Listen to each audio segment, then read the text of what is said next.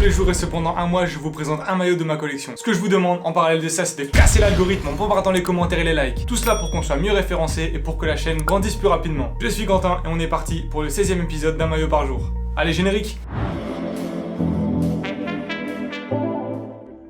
Les amis, bonjour, j'espère que vous allez bien. On se retrouve aujourd'hui pour le 16e épisode d'un maillot par jour. Et comme vous l'avez vu sur la miniature, je vais vous montrer mon maillot le moins joli. Sur une demande en commentaire de l'ami Pierre-Louis, j'ai vu qu'il y avait 8 likes sur le commentaire, donc j'exécute, je vous fais participer au maximum. En tout cas, je voulais aussi vous remercier pour l'engouement. C'est vrai que le compteur d'abonnés ne cesse d'augmenter. Bienvenue à tous les nouveaux. Et je le répète, mais on est au 16e épisode, et qui dit 16e épisode dit 15 épisodes précédents. Si tu ne les as pas vus, n'hésite pas à aller voir. Pareil, si tu as besoin de conseils pour lancer ta collection, si tu hésites à te lancer, si tu veux savoir comment j'achète mes maillots moins cher, n'hésite pas à aller checker ce qu'il y a sur la chaîne parce qu'il y a énormément de réponses aux questions que tu pourrais te poser si tu voulais te lancer ou bien si tu veux tout simplement étoffer ta collection. Et pour en finir avec l'auto-promo, n'hésite pas à t'abonner si tu me découvres aujourd'hui. Ça me soutient énormément et ça nous permettra de proposer des projets toujours plus intéressants et j'espère pouvoir faire de grandes choses à compter de la rentrée prochaine. Tant qu'on est dans les conseils, je vais répondre à la question du jour directement au début de la vidéo. Et j'ai aujourd'hui sélectionné la question de Beer Even. Salut, petite question, as-tu un budget mensuel pour alimenter ta collection de maillots? Alors, dans un premier temps, c'est vrai que j'ai pas mal réfléchi à ça et déjà je me suis rendu compte que j'avais pas nécessairement un salaire fixe, donc ce qui fait que je pouvais pas faire de budget étant donné que je savais pas au début du mois ce que j'allais avoir à la fin du mois. Je te la fais courte, mais j'avais énormément de variables dans mon salaire, du coup c'était totalement imprévisible. Maintenant j'ai pas vraiment de budget particulier. Maintenant ce que je pourrais vous conseiller c'est de faire un listing de tous les maillots que vous voudriez avoir, donc ceux que vous avez manqué du début de votre vie jusqu'à nos jours, et à l'avenir à chaque début de saison, d'ailleurs vous pouvez le mettre en place pour ce début de saison-ci, notez tous les maillots que vous voudriez récupérer durant la saison donc qui va commencer, et donc les maillots que vous voudriez récupérer durant les 365 jours suivants. Ce qui permet de ne pas faire de dépenses inutiles et de ne pas se retrouver avec 5 maillots que vous ne vouliez pas nécessairement, et d'un autre côté d'oublier 5 maillots que vous vouliez vraiment en début de saison et qui seraient totalement passés à la trappe. Maintenant, dernier conseil que je donnerai, alors je suis pas conseiller en patrimoine ou je suis pas là pour vous dire de gérer vos comptes, mais je pense que le mieux c'est de définir des priorités. Maintenant je vais reprendre le thème global de la question qui était budget mensuel à proprement parler. Essaye de te faire un budget mensuel pour toutes tes passions, pour tes factures, pour ce que tu as à faire d'autre à côté et de voir ce qui te reste à la fin pour te définir un budget maillot et après peut-être l'étoffer en enlevant des petits montants par-ci par-là, en essayant de grappiller un peu d'argent et d'agrandir ton budget maillot. Maintenant je pense que de nos jours tu as énormément d'applications qui te permettent de faire des budgets. Et ce qu'il faut pas oublier c'est que l'important c'est pas forcément la somme que tu vas utiliser, mais c'est surtout de la manière dont tu l'utiliseras. Je te dis une bêtise, mais si sur un an tu dépenses 1000 € de maillots et que tu achètes que des maillots au prix fort à 120 € en boutique, tu vas te retrouver à la fin de l'année avec 8 ou 9 maillots, alors que si tu attends les bons moments pour les acheter, tu vas pouvoir facilement t'y retrouver avec le double de maillots, juste en achetant au bon moment. Bon ça y est, j'ai enlevé la casquette du conseiller en patrimoine, maintenant je vais vous parler du maillot du jour, et donc c'est le maillot le plus moche. Attention, je l'aime vraiment beaucoup, mais je pense qu'il va pas être du goût de tout le monde, et je vais vous le sortir de suite.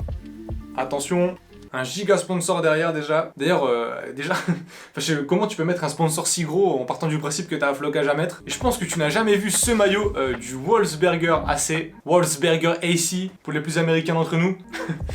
Je viens de remarquer qu'il y a un logo Opel qui était ici dissimulé, je l'avais jamais vu. Alors ce maillot a vraiment une valeur sentimentale hyper importante pour ma part. Forcément, pas par son design révolutionnaire, par ses couleurs magnifiques ou que sais-je. Tout simplement par rapport au contexte où j'ai acheté ce maillot. Déjà, je pense que vous ne connaissez pas forcément l'équipe. C'est une équipe située à Wolfsberg en Autriche et j'ai pu me procurer ce maillot directement sur place. Petit instant où je vous raconte ma vie, en fait j'avais un travail avant où j'avais pas mal de missions à l'étranger et ma première mission à l'étranger, lorsque je connaissais pas vraiment bien mon travail, s'est déroulée en Autriche. Je vous la fais courte, mais en gros un beau soir j'étais tranquillement rentré chez moi, on m'appelle au téléphone, mon chef me dit ouais ça te dirait de partir en Autriche, on a une mission en Autriche. Donc je dis bah écoute ça fait pas longtemps que je travaille ici, je suis pas forcément très chaud, si jamais ça se passe mal on fait comment quoi, j'ai pas vraiment envie de partir de sitôt, sachant que j'avais dû faire quelques missions en France et je connaissais pas encore bien mon travail. Donc c'est tout, j'ai laissé un peu passer, j'ai pas trop eu le temps de stresser et je crois que le lendemain ou le surlendemain, il m'a dit bah écoute, y a pas le choix, y a pas d'autre solution, c'est tu pars et y a pas d'autre issue. Ok.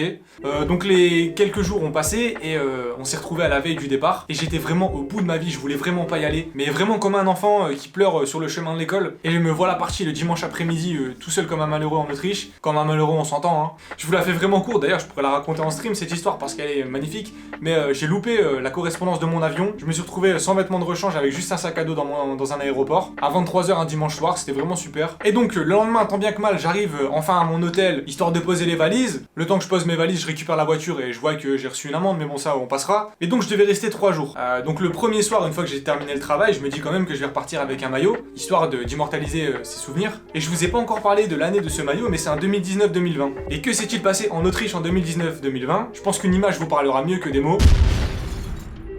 Oui, je vous le donne dans le mille, le grand Erling Haaland se révélait à la planète entière. Et donc la première chose que je fais lorsque je cherche un souvenir à ramener à la maison, c'est de regarder où est-ce qu'est Salzbourg par rapport à l'endroit où je suis. Et j'étais vraiment trop loin, genre à 2 heures de route, moi j'étais en plein dans les montagnes, donc impossible. Et donc je me dis que je vais regarder pour faire livrer le maillot. Le souci étant que j'avais que 3 jours, donc là je me rends compte que c'est trop tard. Et impossible de faire un click and collect parce que j'avais beaucoup trop de route quoi. En plus de ça, forcément l'essence il fallait la payer, donc de base je pars travailler pour gagner de l'argent. Si je reviens en ayant dépensé 250 € d'essence et de t-shirt, c'est pas vraiment intéressant. Et donc je poursuis ma vie, c'est tout, j'ai pas trouvé de maillot. Et donc un midi, je vais m'acheter, je sais plus, un truc à manger à un Lidl d'à côté, et je tombe sur un Intersport. Donc déjà, je savais pas qu'il y avait des Intersport en Autriche, et donc je fais le tour du magasin et je trouve ce maillot. D'ailleurs, ce maillot a encore l'étiquette, donc 70 € et tout, et je me renseigne un petit peu et je me rends compte que c'est le club local, donc le club de Wolfsberg. Donc là, magnifique, je me dis de toute façon, j'aurais pas le maillot de Hollande, et en plus de ça, j'ai vraiment le maillot du club du coin, pas du club phare du pays. C'est comme si tu partais en vacances à Montpellier et que tu revenais avec un maillot du PSG, ça n'a vraiment aucun sens. Donc du coup, 70 €, je me dis que je le prends. Et les choses ont fait que je suis resté jusque le samedi, donc je suis arrivé le lundi, reparti le samedi, j'aurais eu 50 fois le temps de commander un maillot et de le faire recevoir